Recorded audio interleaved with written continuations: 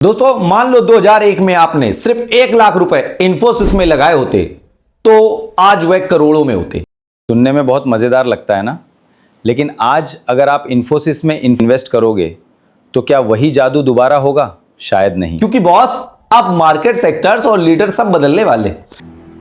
तो असली सवाल यह है कि 2030 तक कौन से ऐसे सेक्टर्स और कंपनियां हो सकती हैं जो लॉन्ग टर्म में दमदार ग्रोथ दे पाएं।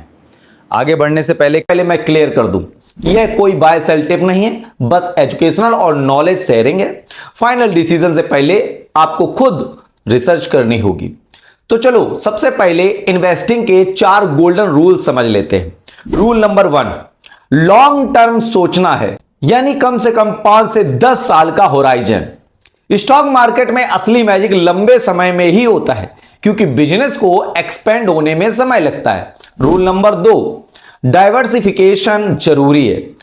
सारे अंडे एक ही टोकरी में मत डालो। अगर पूरा पैसा सिर्फ एक सेक्टर में लगा दिया तो वो डूब जाएगा, तो पूरा पोर्टफोलियो बर्बाद हो जाएगा। अब आप सोच रहे होंगे कि भाई मार्केट जब ऊपर नीचे होता है डर लगता है, उससे कैसे बचे? रुकिए, इसका जवाब हमारे तीसरे रूल में है, जो आपके इस डर को पूरी तरह से खत्म कर देगा। दोस्तों रूल नंबर 3, एसआईपी अप्रोच पर फोकस करो। हर महीने फिक्स्ड अमाउंट इन्वेस्ट करो, चाहे मार्केट ऊपर हो या नीचे।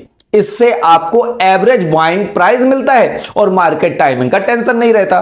दोस्तों रूल नंबर 4, पोर्टफोलियो को रिव्यू हर 6 से 12 महीने में जरूर करो। जो कंपनी आज अच्छा कर रही है जरूरी नहीं वो 3 साल बाद भी वैसा ही रहे, इसलिए चेक करते रहो, लेकिन डेली नहीं। ठीक है, अब ये रूल्स क्लियर है तो चलिए सीधे चलते हैं उन टॉप 5 सेक्टर्स की तरफ जो अगले डिकेड में कमाल कर सकते हैं। हमारा पहला सेक्टर एक ऐसा सेक्टर है जिसमें बिना इंडिया की इकोनॉमी एक कदम भी बढ़ाए आगे बढ़ सकती है। दोस्तों नंबर 1 है एनबीएफसी, यानी फाइनेंशियल सर्विसेज सेक्टर।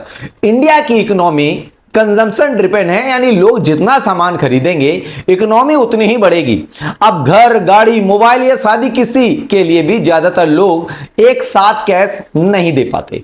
यही जरूरत पड़ती है लोन की। लोन 2 लोग देते हैं, पहला नॉर्मल बैंक्स और दूसरा एनबीएफसी, जैसे बजाज, महिंद्रा, एटीसी। एनबीएफसी बैंकों से लोन लेकर थोड़ा ज्यादा इंटरेस्ट पर कस्टमर को लोन देती है और इसी बीच के गैप को प्रॉफिट कमाती है। लेकिन यहां एक बहुत बड़ा खतरा भी है, एक ऐसा चैलेंज जो अच्छी से अच्छी एनबीएफसी को बर्बाद कर सकता है, वो है लोन रिकवरी। अगर कस्टमर लोन वापस ना करें तो कंपनी को भारी लॉस होगा। इसलिए अच्छी एनबीएफसी वही होती है जिसका पीएनए कम हो। इस सेक्टर के पोटेंशियल लीडर्स की बात करें तो बजाज फाइनेंस सबसे आगे है, जिसका ईएमआई प्रोसेस, एनपीए मैनेजमेंट बहुत स्ट्रांग है। इसके अलावा चोलामंडलम व्हीकल लोन देती है, मुथूट फाइनेंस जो गोल्ड लोन देती है, और एक नया प्लेयर है जियो फाइनेंस भी लाइन में है। इंडिया में बढ़ता मिडिल क्लास और लोन कल्चर इस सेक्टर को 2030 तक बड़ी ग्रोथ दे सकता है। अब बात करते हैं दूसरे सेक्टर की, जिसने पिछले 20 सालों में सबसे ज्यादा करोड़पति बनाए।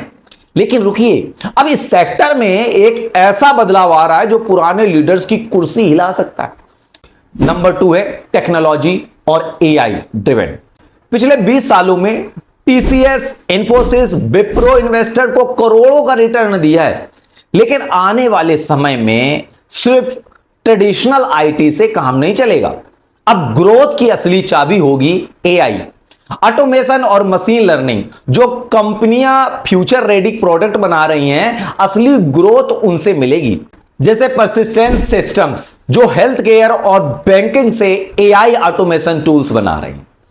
केपीआईटी टेक्नोलॉजीज जो इलेक्ट्रिकल व्हीकल्स और ऑटोमस ड्राइविंग के लिए सॉफ्टवेयर सॉल्यूशन दे रही हैं, और कोफर्ज जो ट्रेवल और इंश्योरेंस के लिए एक एआई प्लेटफॉर्म तैयार कर रही हैं।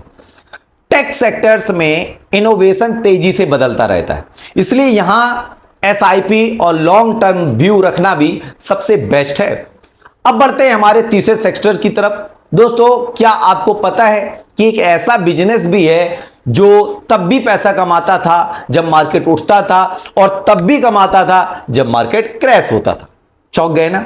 दोस्तों नंबर 3, कैपिटल मार्केट इंफ्रास्ट्रक्चर।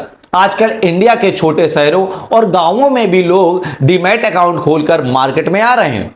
इसका असली फायदा उन कंपनीज को होता है जो मार्केट की बैकबोन यानी इंफ्रास्ट्रक्चर प्रोवाइडेड करती हैं, जैसे CDSL जो पहले शेयर्स को डिजिटल लॉकर में सुरक्षित रखता है, VSE जो एक्सचेंज प्लेटफॉर्म या शेयर का लेन देन करवाते हैं, और CAMS जो म्यूचुअल फंड्स की back and processing KYC handle करता है। इन कंपनियों का रेवेन्यू वॉल्यूम बेस्ट होता है, यानी जितने ज्यादा लोग मार्केट में आएंगे और जितनी ट्रेड्स होंगी इनकी कमाई भी उतनी बढ़ेगी। दोस्तों अब बात करते हैं चौथे सेक्टर की, जो इस कैपिटल मार्केट से जुड़ा हुआ है। आज हर घर में एक नया नारा गूंज रहा है, म्यूचुअल फंड सही है। लेकिन क्या आपको पता है कि इस नारे से सबसे ज्यादा तिजोरी किसकी भर रही है? नंबर 4 है AMC यानी एसेट मैनेजमेंट कंपनीज। इंडिया में म्यूचुअल फंड्स की पॉपुलैरिटी रिकॉर्ड लेवल पर है। लोग FD और गोल्ड लोन छोड़कर अब म्यूचुअल फंड में आ रहे हैं। इन पैसों को मैनेज करने का काम AMC करती है, जो एक्सपर्ट फंड मैनेजर्स के जरिए अलग अलग स्टॉक्स में इन्वेस्ट करते हैं। इसमें लीडर्स हैं HDFC, AMC और निप्पॉन इंडिया AMC। इनका revenue model AMU assets under management पर डिपेंड करता है, यानी इनके पास जितना ज्यादा पैसा आएगा इनकी मैनेजमेंट फीस और रेवेन्यू प्रोफेशनली उतने ही बढ़ते जाएंगे। अब आते हैं हमारे पांचवें और आखिरी सेक्टर पर, एक ऐसा सेक्टर जिसे लोग पहले फिजूल कर चीज समझते थे, लेकिन अब एक छोटे से झटके ने सबको समझा दिया कि इसके बिना जीना कितना मुश्किल है, कितना रिस्की है। नंबर 5 है इंश्योरेंस सेक्टर। आज के समय में इंश्योरेंस लग्जरी नहीं, जरूरत बन चुका है। बढ़ती मेडिकल कॉस्ट के कारण एक भी हॉस्पिटलाइजेशन पूरी जमा पूंजी को खत्म कर सकता है। इसलिए हेल्थ ऑफ लाइफ इंश्योरेंस अब लोग प्रायोरिटी समझ रहे हैं। इसमें प्राइवेट प्लेयर्स जैसे HDFC लाइफ, ICICI प्रूडेंशियल और SBI लाइफ सबसे बड़े नाम है। इस बिजनेस की खासियत यह है कि इसमें कस्टमर रिटेंशन बहुत हाई होता है। लोग सालों तक पॉलिसी रिन्यू करते रहते हैं, जिससे इन कंपनियों का कैश फ्लो हमेशा स्टेबल रहता है। अब सबसे बड़ा सवाल यह आता है कि इन सेक्टर्स में एंट्री कैसे करनी है और वो कौन सी एक गलती है जिससे 90% बिगिनर्स अपना पैसा डुबो देते हैं। वो गलती है एक साथ पूरा लमसम पैसा लगा देना और फिर मार्केट गिरते ही पैनिक करना। इससे बचने के लिए हमेशा SIP फॉर्मेट में ही इन्वेस्ट करो। साथ ही लार्ज कैप, क्वालिटी और मिड कैप लीडर्स का एक सही बैलेंस बनाकर चलो। अपने रिस्क लेने के कैपेसिटी के हिसाब से ही एलोकेशन फिक्स करो और हर साल अपने पोर्टफोलियो को रीबैलेंस करो।